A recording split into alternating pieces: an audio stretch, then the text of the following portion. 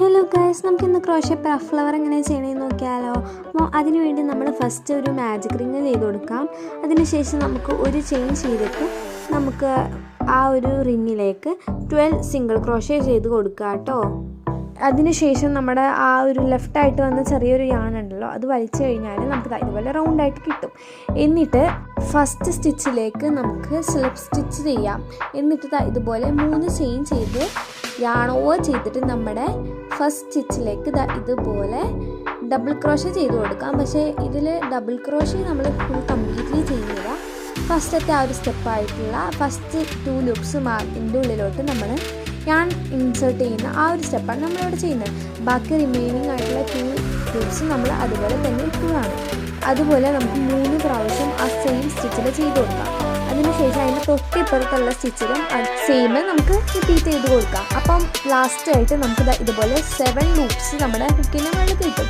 എന്നിട്ട് yarn over ചെയ്തിട്ട് ഈ 7 ലൂപ്സിൻ്റെ ഉള്ളിലൂടെ നമുക്ക് യാൺ വലിച്ചെടുക്കാം. എന്നിട്ട് യാൺ ഓവർ ചെയ്തിട്ട് നമുക്ക് അവിടെയും 3 ചെയിൻ ചെയ്ത് കൊടുക്കാം. ഈ 3 ചെയിനും നമുക്ക് നമ്മുടെ സെയിം സ്റ്റിച്ച് നമ്മൾ ലാസ്റ്റ് ചെയ്ത സെയിം സ്റ്റിച്ചിലേക്ക് നമുക്ക് ഇൻസേർട്ട് ചെയ്ത് കൊടുക്കാം.